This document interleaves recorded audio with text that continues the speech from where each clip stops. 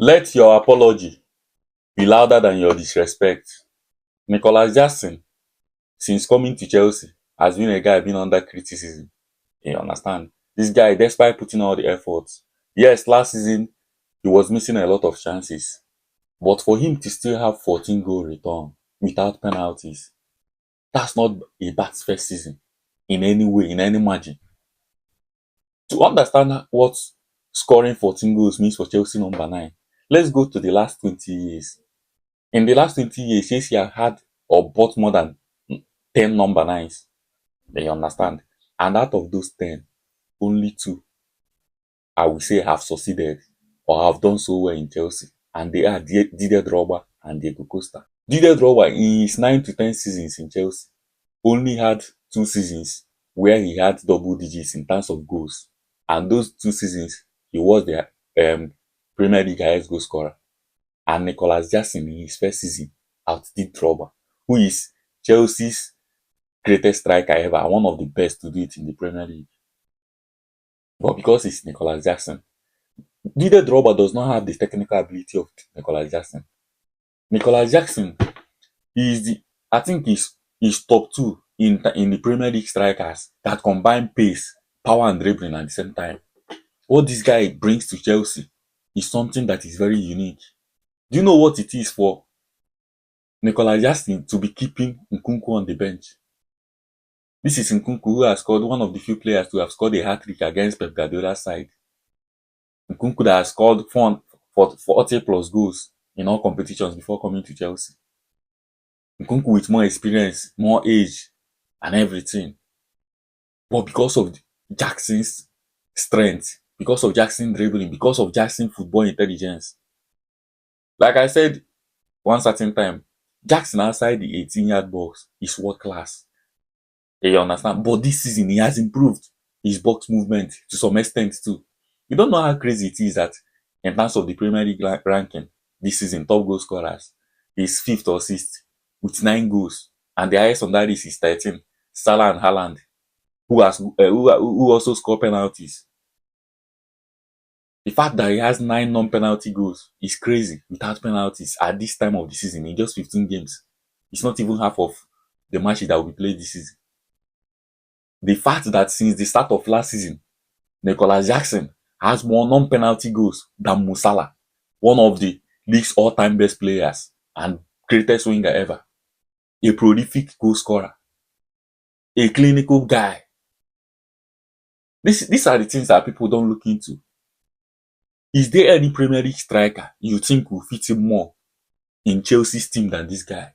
Do you know over the years how hard it is for strikers, no matter what you have achieved in other leagues, to come to Chelsea and perform? There was even a time Chelsea's number 9 jersey was deemed a curse, and maybe it's still a curse till now. Do you know the number of players, world-class strikers that have achieved a lot both in the Champions League and in other league competitions that came to Chelsea and flopped? Do you want me to mention Caseman for you? Or do you want me to mention Hernan Crespo, who came to Chelsea and became a shadow of himself?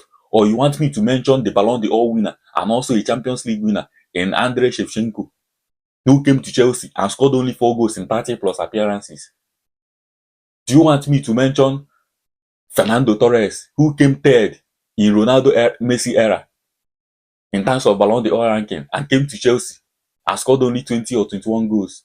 That Jackson, in his 2nd season, has outscored even in 63 plus lesser appearances.